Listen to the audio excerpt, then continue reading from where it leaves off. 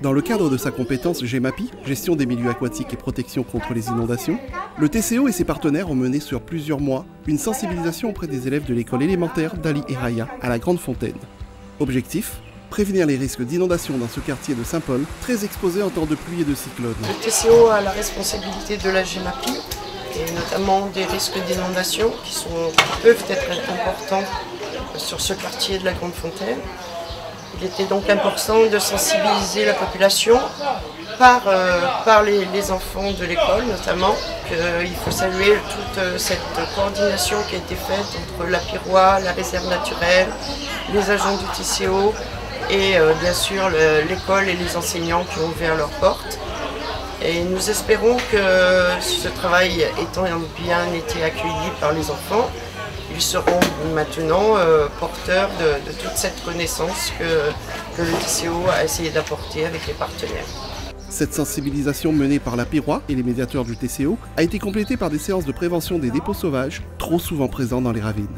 Jeter des déchets dans la ravine, dans la mer, dans la nature, il y a des risques d'inondation. L'inondation, c'est quand il y a beaucoup d'eau qui est sur la route. Et si on voit une inondation sur la route, on ne doit pas passer. Quand on construit n'importe où, il y a des rues où ça peut inonder. Quand il y a une inondation, il ne faut pas sortir dehors et il faut se mettre plus en haut. Il ne faut pas polluer parce qu'après, quand il y a la pluie, ça peut boucher et ça peut aller en ville.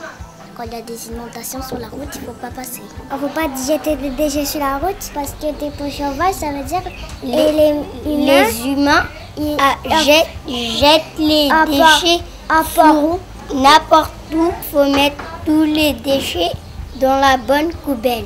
On a appris pas à jeter les déchets, c'est interdit un panneau. On ne mélange pas tous les déchets, on met dans la bonne poubelle. Un spectacle de restitution s'est tenu dans l'école le 27 novembre dernier. Tous les élèves et enseignants ont pu apprécier le conte et la chanson en créole, préparée en collaboration de Migui de l'association Tacite Conte. Mon rôle dans le projet, c'était de faire la création d'un conte. Nous la montre le petit conte concernant sur la prévention, l'inondation, comment il faut réagir s'il y a une inondation sur le quartier. Et ensuite, une classe de CM2 la prépare une petite chanson.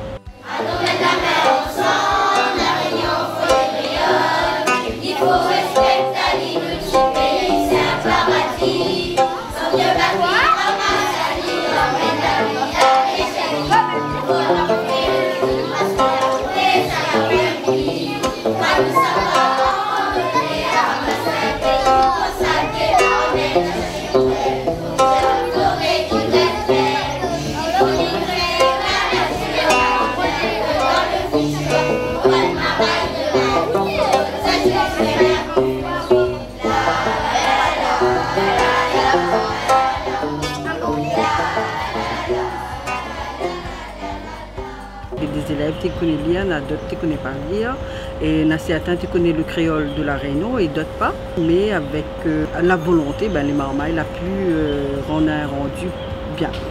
Moi, je tiens à remercier tout d'abord la classe, l'école, parce que sans eux, le spectacle n'aurait pas eu lieu. Désormais au fait des risques d'inondation, les marmailles pourront sensibiliser à leur tour leurs familles et voisins du quartier. Déjà, on se situe dans un quartier où le risque d'inondation est très élevé.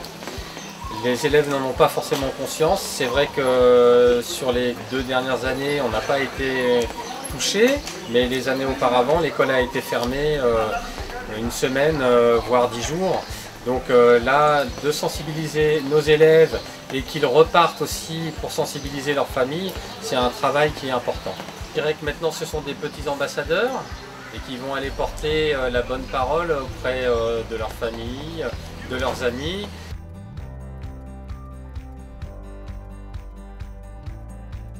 On a plusieurs types d'interventions.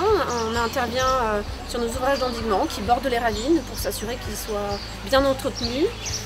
Donc on fait des actions pour réparer quand il y a des désordres sur les ouvrages. Donc c'est de la surveillance et de l'entretien.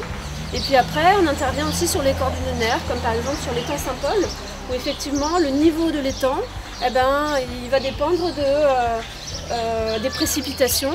Et puis aussi, en fonction des aléas climatiques, il peut y avoir de la houle qui vient bloquer l'embouchure de l'étang. Et donc dans ce cadre-là, le TSO1 intervient par exemple pour ouvrir le cordon dunaire et pour permettre à l'eau de s'évacuer correctement dans la mer. Voilà, donc on suit les niveaux avec les sites, il y a des échelles automatisées qui permettent de suivre sur internet les niveaux et en fonction des niveaux, on déclenche nos interventions.